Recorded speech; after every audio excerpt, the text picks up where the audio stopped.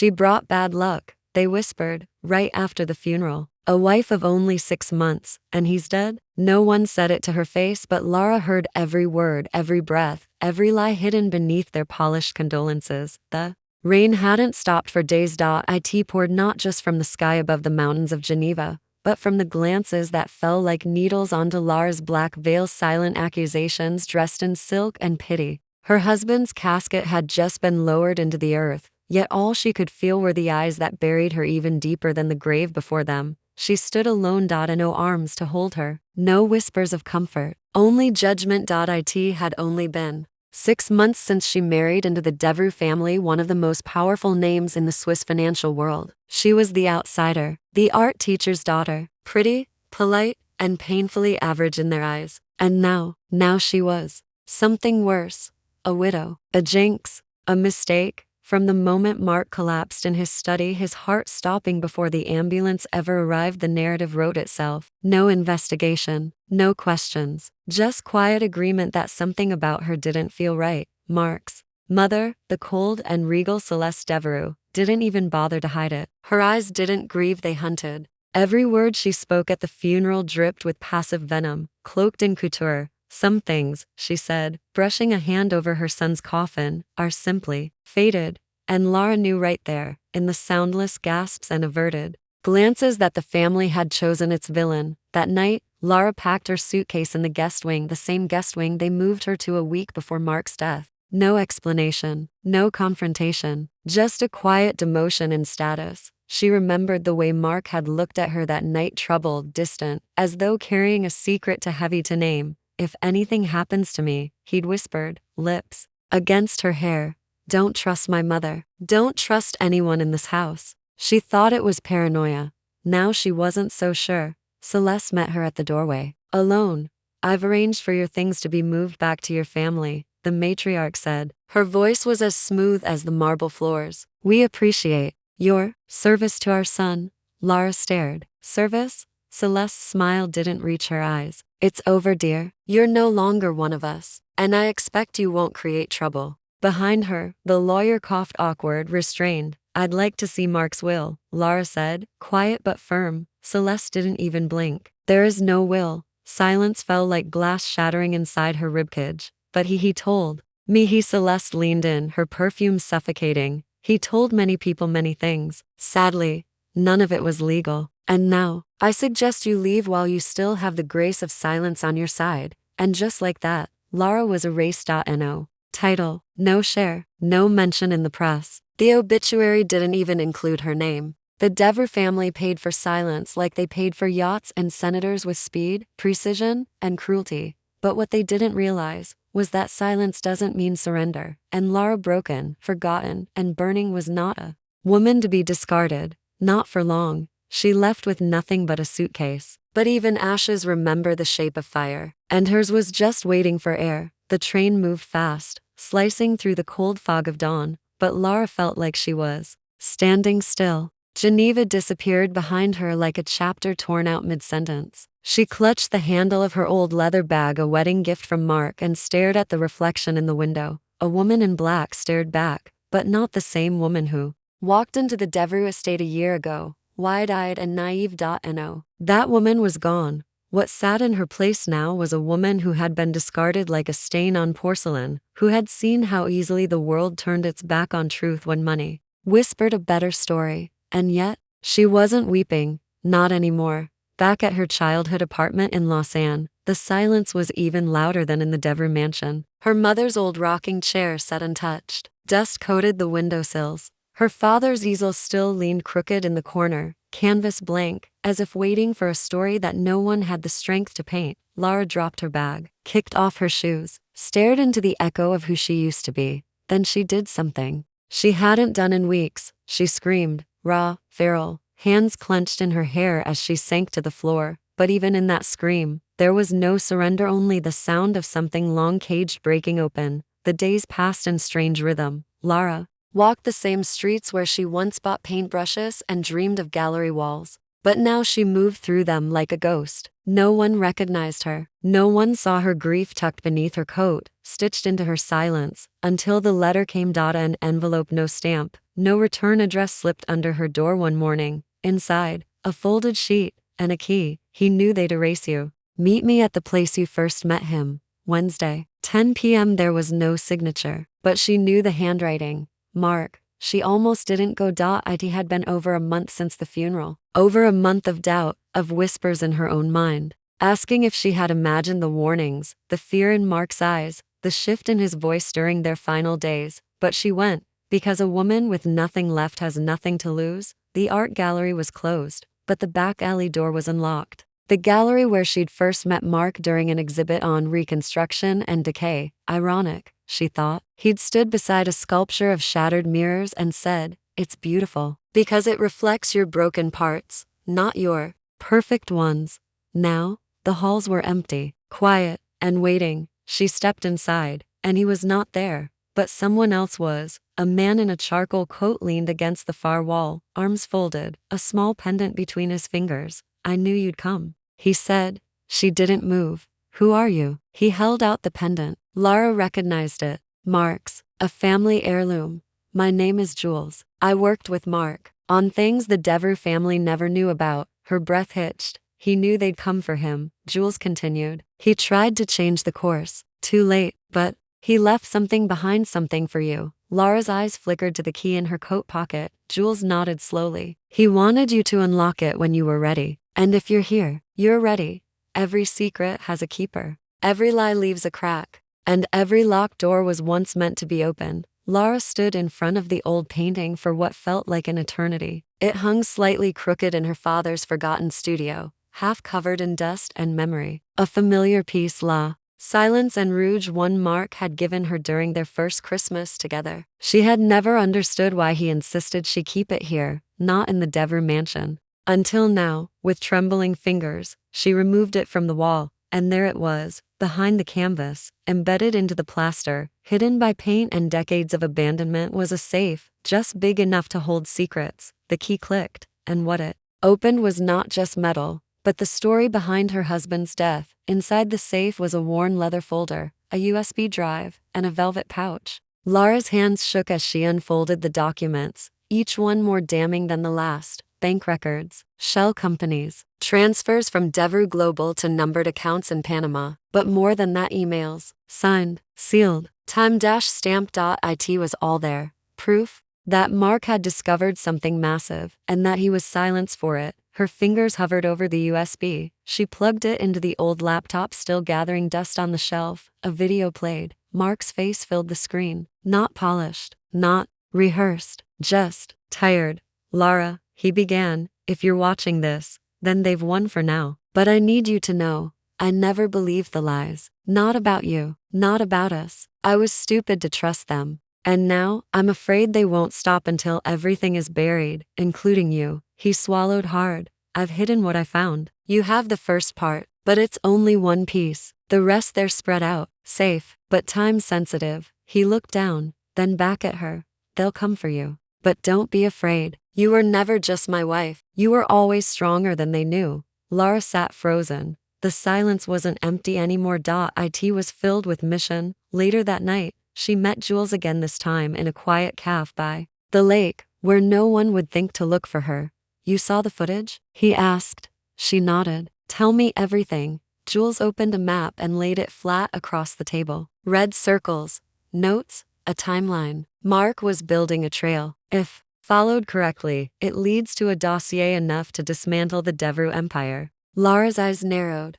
But why didn't he go public? Jules looked down. Because he knew what they were capable of. A beat of silence passed between them. Lara folded the map, slid it into her coat. "I'm not afraid of them anymore." The next morning, the front page of Le Journal de Genève carried a small headline in the corner. "Mystery investor acquires stake in Devereux Pharmaceutical." What they didn't know was that the woman behind the purchase had once been buried by their name. She was no longer hiding. She was beginning. They thought they buried her in silence. But ghosts don't haunt, they hunt. And tonight, she wasn't here to haunt. She was here to reclaim. The Devereux estate hadn't changed. Not the arching iron gates wrapped in dormant roses, not the marble lions flanking the grand staircase, nor the opulence layered over rot. It was a kingdom built on money and manipulation, and tonight, it opened its doors again for another of its glittering illusions, a fundraiser in the name of legacy. Lara no. Sophia Laine stepped from the black car in heels that sang of confidence and revenge. Her silk gown shimmered like molten emerald under the chandeliers, her neck adorned with a vintage diamond choker, Mark's favorite piece. The irony twisted beautifully. She walked past the butlers, past the photographers, past the socialites, sniffing status like perfume, and when she entered the ballroom, time paused, heads turned, not in recognition, but in reverence. They didn't see a ghost. They saw a storm and sat and at the head table sat Celeste Devereux, matriarch and snake in pearls. She laughed, drank, clinked glasses with ministers and models alike. To her right was Henry Devereux, Mark's brother, the one who signed the death certificate, the one who had kissed her hand the day after Mark's funeral. Sophia walked straight toward them. Madame Devereux, she said, voice low, velvet and steel. Thank you for the invitation. Your home is exactly as I remembered it. Celeste blinked. A smile to stiff appeared. You must be Miss Laine? Sophia extended her hand, slow and deliberate. I've recently taken an interest in your family's philanthropic initiatives, especially those concerning global healthcare. It's a cause very close to my heart. Henry stood awkwardly. His eyes narrowed, scanning her face. Forgive me, he said, but have we met before? Sophia tilted her head, smiled with ice beneath. I have one of those faces. The dinner continued, and so did the unease Sophia's presence was in. Itch they couldn't scratch. She knew exactly how much wine to sip, how long to hold a gaze, how to laugh without warmth. Then came the moment she had been waiting for. Celeste stood for a toast. To legacy, the matriarch said, lifting her glass. To those who build it and to those wise enough to protect it. Sophia rose too, and raised her glass. To those who inherit it, despite every effort to erase them. A breath caught in Celeste's throat. Henry spilled his drink, and for the first time that evening the Devereux felt afraid. Later, as Sophia walked past the portraits lining the hallway, she paused at Mark's. It was still there, smiling. Forever 38, forever trusting. She whispered under her breath, they'll know what you died for. In the shadows above, Jules watched from the mezzanine. He spoke into his come quietly. She's in. They're rattled. A voice crackled. Back. Good. Phase 2 begins tomorrow. It never begins with fire. It begins with a whisper. And before the house burns, someone always lights a single match. By the time the first scandal broke, the morning sky was still gray with mist. It started as a quiet headline on a financial blog no one respected. Devereux Holdings implicated in offshore irregularities. Just a paragraph, just one quote from an anonymous insider. But it was enough. By noon, the story had been picked up by 3 national outlets. By PM, it was trending globally. Words like fraud, money laundering, and illegal acquisitions started circling like vultures over a battlefield no one yet realized was bleeding. And Lara, now fully Sophia, was the one holding the dagger they couldn't see yet. She sat in her new office, high above Geneva, in the headquarters of Laine International, the shell company she had built from the ashes of silence. Around her, everything gleamed: glass, chrome, clean lines, and sharper edges. But what gleamed brighter than the marble floors was her strategy. Jules placed the latest printed article on her desk. They've scheduled an emergency board meeting. She didn't look up. They're afraid, she said simply. They should be. Across town, Henry Devereux slammed his phone against the wall. This is nonsense. He barked at the team of lawyers around him. Fabricated trash. Get me the regulators, no. Better get me whoever runs that damn website. Celeste entered, calm as ever, in silk the color of poison. You're losing your temper, she said, pouring herself a drink. Henry glared. You think this is coincidence? That it's just bad luck? She sipped slowly. No, I think someone lit the match and knew exactly where the kerosene was stored. A pause. Then she asked the question neither wanted to voice. Do you think it's her? Henry swallowed. We buried her. Celeste's voice dropped. No, we buried the girl she used to be. Meanwhile, Sophia visited an old contact, Vincent Moreau, once Mark's most trusted legal advisor. He had refused to attend the funeral. That said enough. When Sophia entered his modest office, he looked up, startled. "You're alive." "Very," she replied. He studied her face, the steel behind her eyes. "And dangerous." Sophia placed a folder on his desk. "These are the first pieces. But I need something more, something that can't be traced back to me." He opened the folder, and what he saw made him sit up straighter. "You're not just tearing them down," he murmured. "You're replacing them." Her voice was calm. "I'm reclaiming what was mine." That night, in the Devereux wine cellar, a fire broke out, just enough to trigger the alarms, just enough to destroy select financial archives, just enough to send a message. The security team reviewed the footage again and again, but the cameras went dark for exactly 6 minutes, and when they flickered back on, a single white rose was left behind on the central table. They tried to burn her life down to ash, but they forgot roses bloom in fire too, and some petals cut deeper than knives. The morning after the fire at the Devereux estate, the city was buzzing. Geneva's business district, usually immune to tabloid frenzy, now pulsed with murmurs. Who planted the rose? What files were lost? Who would be named next? In a penthouse no one had access to without 3 layers of clearance, Sophia Laine watched the chaos below through floor to ceiling glass. Her reflection was calm. Her eyes were not. Jules brought her the morning press. "They've confirmed it," he said. "The fire was arson, but no trace, no footage, no prints.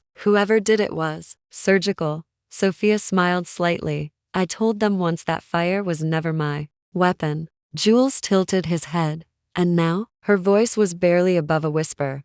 "Now it's my language." Celeste Devereux sat in a silk robe, her hands shaking for the first time in years. She had weathered stock crashes, scandals, and even the suspicious death of her own brother-in-law without losing control. But this was different, because this time, the enemy knew their secrets, and worse, this time, the enemy knew them. Henry was pacing. "We need to buy silence, or find someone to pin this on." Celeste looked at him, suddenly tired of his voice. "She's here," she said. Henry paused. "Who?"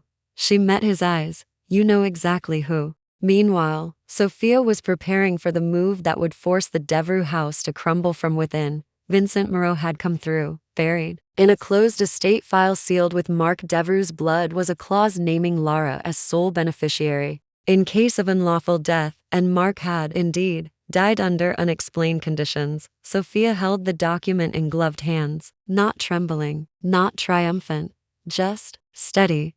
Jules looked at her. "This will open everything." "Yes," she said. "And once it does," he asked, "what will you do with them?" Sophia turned slowly, her voice sharper than the winter wind beyond the glass. "Let them drown in the truth they built to destroy me." That evening, Celeste received an envelope delivered by hand, no stamp, no name. Inside was a single rose petal, and one sentence, handwritten in looping, unmistakable cursive. "I remember everything you made me forget. Not every trial happens in a courtroom. Some happen in the silence between breaths. Where shame is louder than verdicts and guilt is a sentence no judge can lift." The invitation arrived on ivory paper, sealed with wax, elegant, timeless, poisoned with memory. Devereux Family Gala, a night of legacy and future. Sophia Laine read it without blinking. A gala. Of course. The Devereux never missed a chance to wear gold while their victims bled in silence. Jules studied the embossed lettering. "It's bait." Sophia smiled. "It's tradition." The night of the gala arrived with the kind of chill only old wealth and older sins could summon. Sophia entered alone. No diamonds, no entourage, just a gown the color of grief and rebellion, deep sapphire. Velvet slid at the side like a whisper of war. Every eye turned. Some widened in shock, some narrowed in dread. She saw Celeste near the champagne bar, rigid behind a mask of charm. She saw Henry, older, grayer, still clutching power like a rosary. And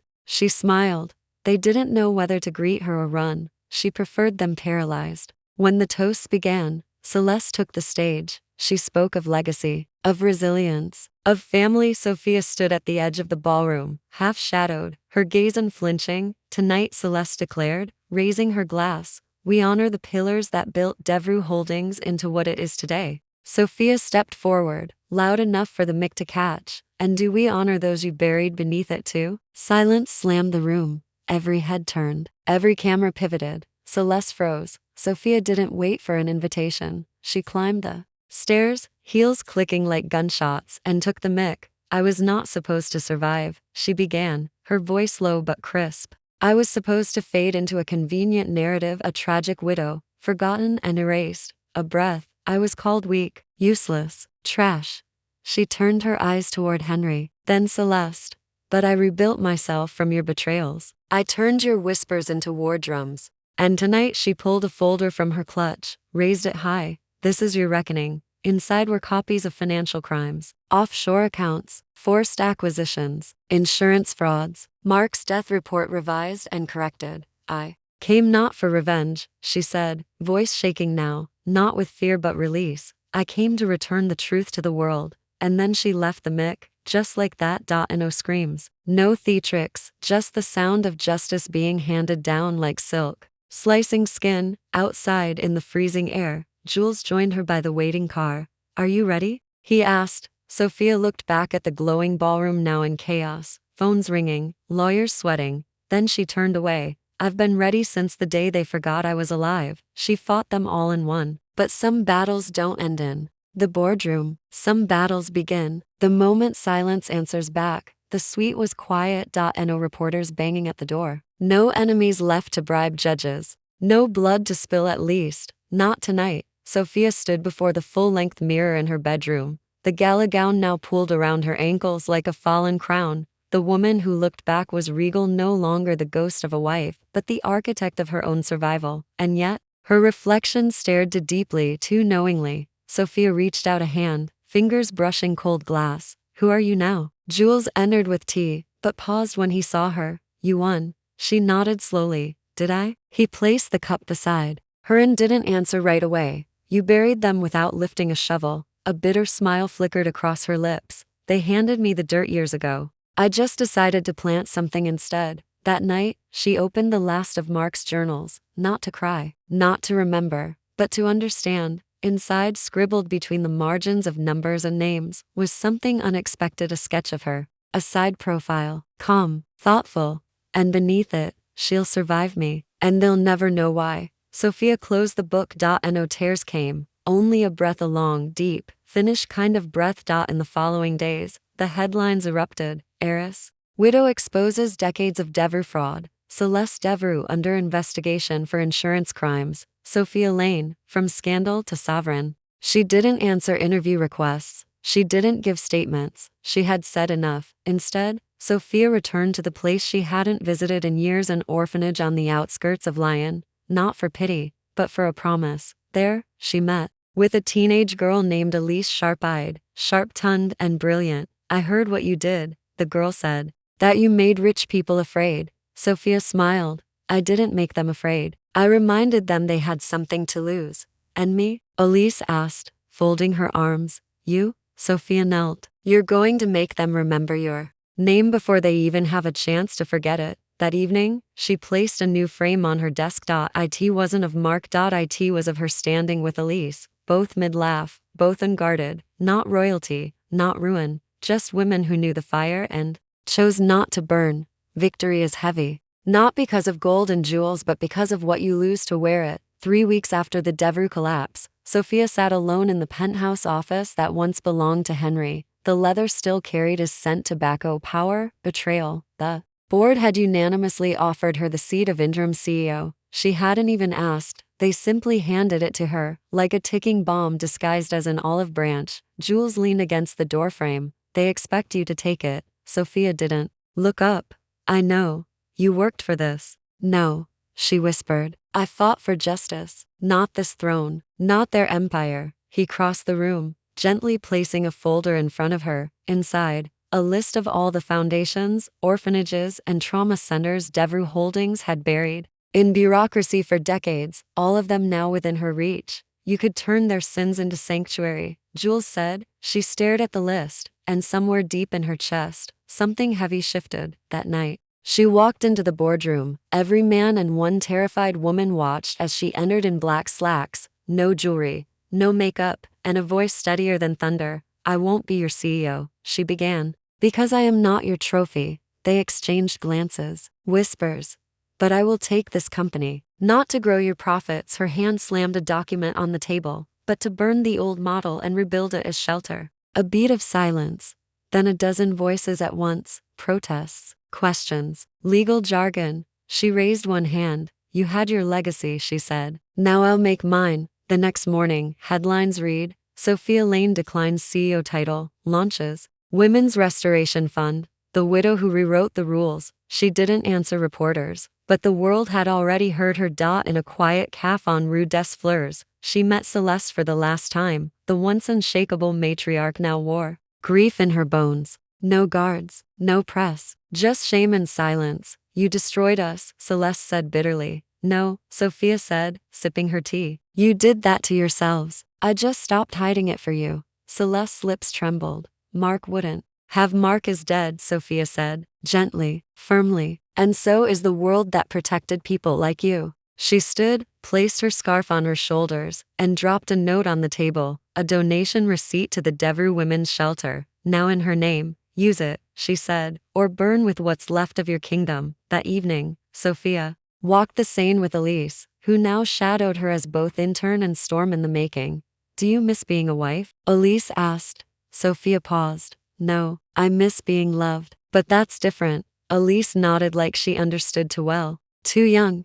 You think we ever heal? Sophia looked at the water, at the golden shimmer of Paris lights dancing like echoes of lives unlived. I think healing isn't forgetting, she said. It's choosing to live beautifully even when you remember. In her new office, modest, sunlit, filled with letters from women she'd never met, she kept one frame, a small simple photo, not of Mark, not of the Devreux mansion, but of her, smiling, free, not royalty, not victim, just a woman who chose not to disappear. She never asked for a crown. She never dreamed of an empire. She only wanted peace, but when the world refused to give it, she built it from rubble. The morning Paris bloomed pink against the sky. Sophia walked barefoot across the stone floor of her new atelier, an old monastery she had renovated into a sanctuary for women like her. Once, she had to beg to be seen. Now, people whispered her name as if it carried myth and fire. She no longer dressed to intimidate. She dressed to move freely. Long linen coats, soft fabrics, earthy tones, power no longer sewn in armor, but in comfort. Elise entered with a stack of letters, each handwritten, each from a stranger who'd found courage through her. Sophia didn't read them all. She couldn't, but she read one aloud every morning, like prayer. 1 year had passed since she walked away from Devreux Holdings, not in anger, but in clarity. The foundation she built, the quiet rain, now spans 7 countries, shelters, scholarships, therapy centers, microloans for widows. The empire they mocked her for never understanding? She rebuilt it, but this time, in her name. A reporter once asked her, would you undo the pain if you could? She paused, smiled. No, she said, because without it, I wouldn't know how deeply I can love, what peace feels like. One evening, she received a guest. Jules. He stood at her door with a letter in his hand and hesitation in his eyes. I'm leaving Paris, he said. Starting over. Somewhere I'm not haunted. She nodded. I'm happy for you. But before I go, I just needed you to know I never stopped. She placed a hand on his. I know, she said. And that was enough. And no promises. No return.